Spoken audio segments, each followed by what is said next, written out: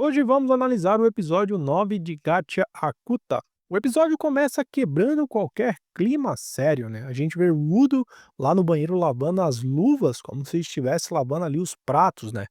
Quando volta pro quarto, simplesmente Ryo está esticada na cama dele, tranquila como se fosse dona do pedaço. Rudo simplesmente trava, né? Fica em choque. O garoto já encarou monstros, riders e até uma briga com a arma de cocô e simplesmente ele pira ao ver uma mulher na cama dele deitada. Como que você entrou aqui? A voz dele parece até mais de quem viu um fantasma do que a própria colega de equipe. Ryo simplesmente com a maior calma do universo responde o seguinte: "Ah, meu quarto fica aqui em cima. Eu vi alguns barulhos aí, parece um choramingo e resolvi checar o que era." Simples assim.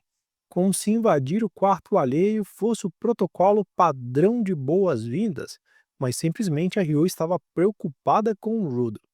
Enquanto isso, o Rudo só pensa: pseudo-criaturas eu até enfrento, mas mulheres deitadas na minha cama, isso já é demais. E realmente foi demais, né? Ele ficou em choque, porque ele nunca viu isso, né? Para ele isso é meio que algo além da compreensão dele, porque ele nunca teve isso. Ele falou que isso lá no paraíso poderia sofrer algum tipo de punição, né? Então ele deixa bem claro isso. Então ele acha muito estranho, né, a Ryo ser tão espontânea assim com ele, né? Ryo repara nas cicatrizes da mão de Rudo e pergunta se dói ainda.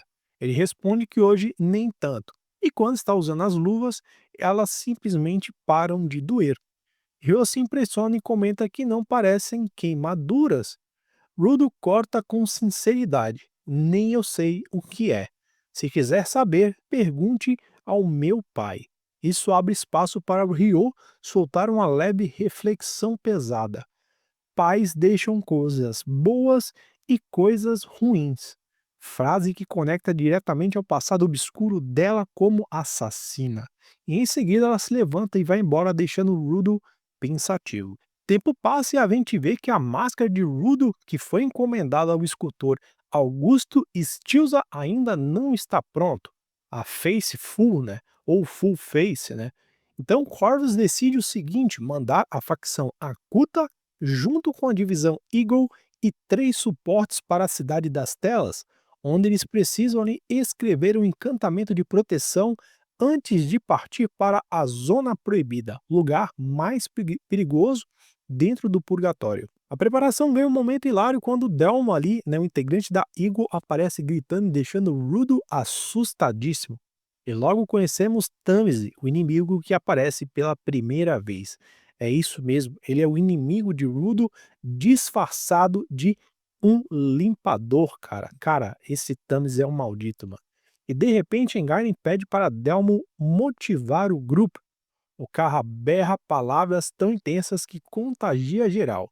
Até mesmo o Rudo, que começou acuado, termina erguendo a mão junto com todo mundo empolgado e vibrando, cara. Isso foi muito engraçado, né, mano? Então eles chegam à Cidade das Telas, o portão está aberto, mas alguns não conseguem atravessar. Engain então explica o seguinte: há um encantamento no portal, que quem tem más intenções não consegue passar, simples assim. Lá dentro, Rudo fica deslumbrado com a quantidade de desenhos, né, ali, né, basicamente a cidade é uma tela. E nesse clima, uma garotinha tromba com o Engin ali no primeiro momento, cai no chão e a gente vê ela chorando. Ryo não perde tempo. Ih, mano, o Engin fez a menina chorar. E o climão fica instantâneo. A gente vê a cara do Engin e perde, né, ali o padrão de sorridente. Logo então, o prefeito surge e dá a notícia que pesa em todos. Gobi morreu. Ele estava na zona proibida desenhando, provavelmente ele removeu a sua full face e inalou o ar tóxico de lá. O choque é forte. Rudo, naquele momento carregado de culpa, sente que de alguma forma aquilo aconteceu por causa dele. Sim, com certeza isso aconteceu por causa de Rudo, quando ele chegou ali, né, no purgatório, então tudo que está acontecendo é por causa dele, né? Mas o Tanise, ele corta o clima dizendo que isso é normal no purgatório.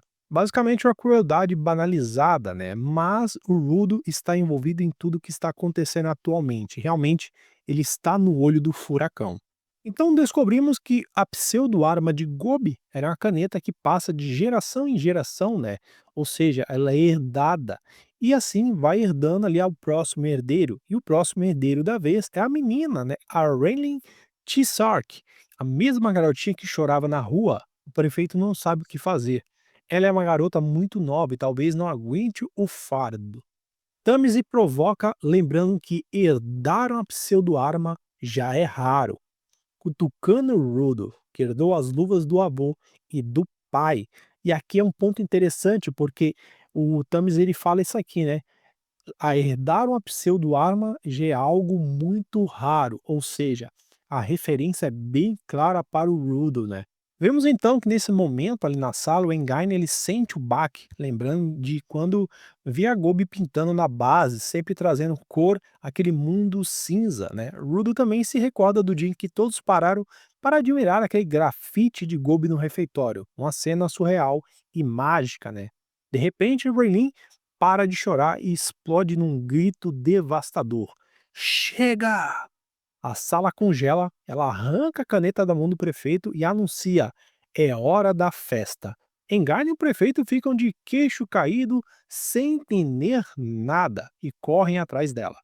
A menina então simplesmente vai ao terraço, abre a tampa da caneta e libera uma aura alaranjada de poder que é monstruosa. A caneta vira um pincel, sprays se transformam em fogos de artifício que iluminam a cidade. A explosão e as cores mergulham tudo em uma onda de alegria e esperança, cara.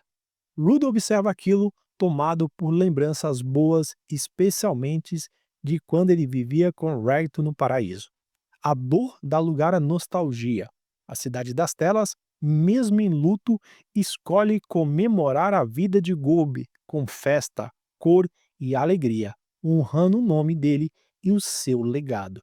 Cara, e essa parte é muito interessante, né, cara? Porque a cidade das telas é um lugar de comemoração, não é um lugar de tristeza. Por isso que a Raylene acaba adotando ali, né, essa entusiasmo, né, em festejar o nome do Gobi em vez de honrar ele com luto e tristeza, e sim com alegria e esperança, que era isso que o Gobi sempre quis e sempre quer, né, porque basicamente quem herda a caneta é a pessoa que herda todos os sentimentos do seu antecessor, né, e é dito isso mais à frente, que basicamente muda pouca coisa de um, herdeiro para o outro, porque tudo que o herdeiro herda do seu antecessor fica gravado na caneta, então ele absorve também as memórias. Foi um episódio bem construído, por mais que não teve luta, mostrou realmente o universo ali, né, de Gachakuta.